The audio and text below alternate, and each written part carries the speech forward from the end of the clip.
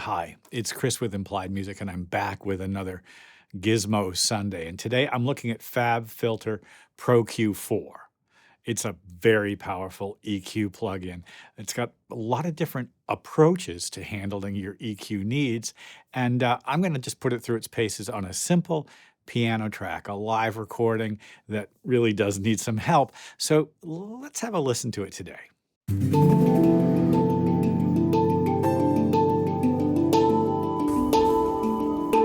Well, I record my piano with a couple of DPA small diaphragm mics, the 4099s, and I place them right inside the piano, especially when I'm working with other people, sometimes even with the lid closed.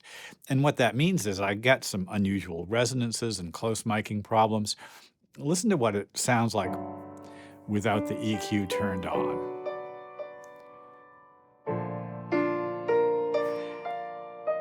And let's bring that EQ in now. Now, this is just an ordinary EQ curve. Each of these nodes has a number of controls, including gain, frequency, and Q. And I drew this in just based on what I know. And there's a couple places where I've done something fairly radical, like a negative almost 5 dB push here in the mid-range, because these mics are so close. Each node has a number of controls, as you can see down below here. And there's a number of ways of controlling it as well. You know, I could change each of them for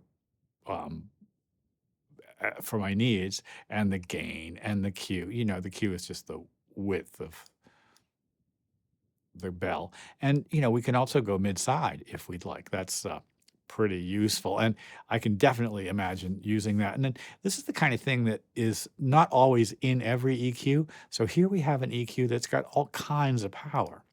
Additionally, if I click on the node up here, I've got this info, and I can choose what kind of node it is. A very simple, you know, bell curve, or I can make it dynamic, or then zero in even more to get a spectral control, and that really controls the resonances and unusual frequency spikes that appear out of nowhere.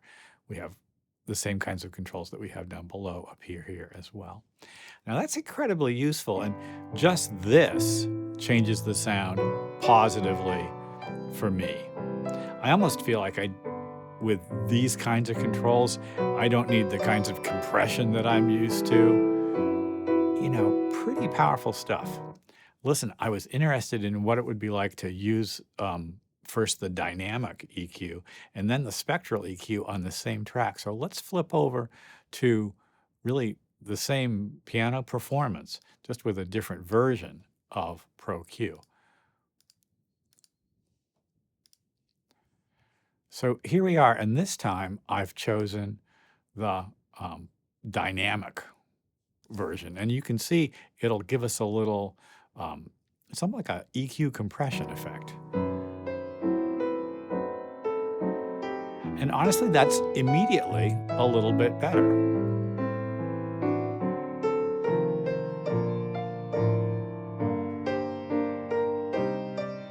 So it doesn't suck the life out of the performance, and I'm liking that an awful lot. Let's go to the next level, which is the spectral control. Spectral control has dynamic properties, but it also, and you'll see it happening, especially along this yellow line here, it also has very granular control over resonance peaks. These tiny little responses here. Now, if I just let the cursor hover below my EQ line, I can see an aggregate shape of my sound, and it might still be a little punchy in the mid-range, but at least I'm getting a little bit more bass than I needed before. I could probably pull down the 400, 500 range a tiny bit. I also discovered I could push the highs a little bit more when I used the spectral control.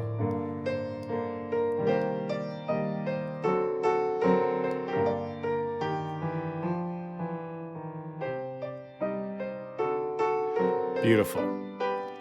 Well, it turned out that I think this is probably my favorite version of it. And I will say this, down here we have a number of choices, including 0 latency and then quality controls, medium, high, very high, maximum. Now, these things will increase a little bit of latency. So for instance, if we go, let's just run it at 0 latency.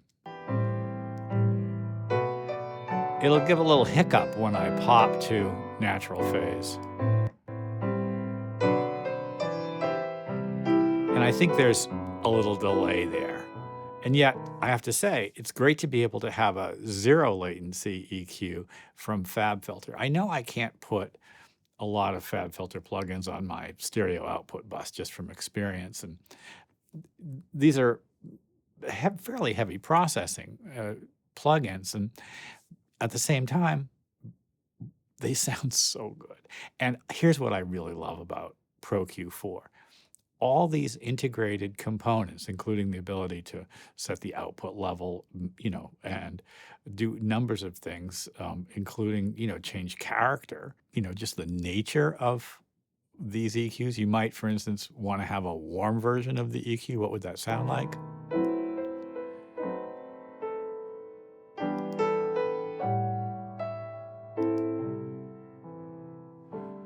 I don't hear much of it on this, but what about on drums or vocals?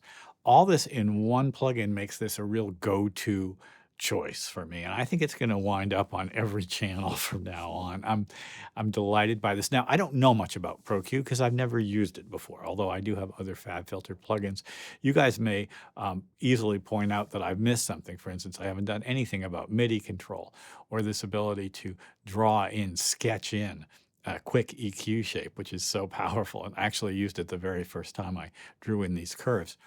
All this stuff becomes very useful and immediately useful. And I think that's what I'm looking for when I'm trying to get a simple EQ shape to, begin my mixing and my sculpting. Well, thanks to the FabFilter folks for sending this to me to check it out. Loving Pro Q4. I hope this has been useful. Like and subscribe and ding the bell to be notified when I do my videos. I'll see you next time.